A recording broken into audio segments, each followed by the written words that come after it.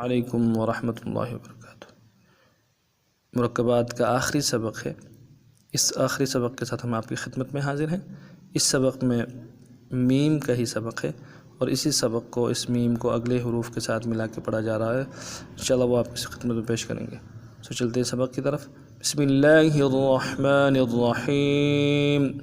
میم، آخر میں غنہ نہیں کریں گے۔ میم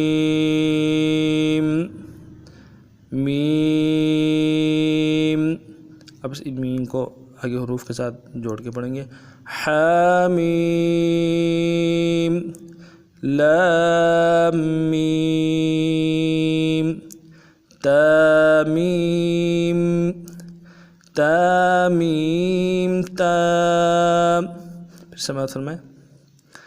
تامیم، تام،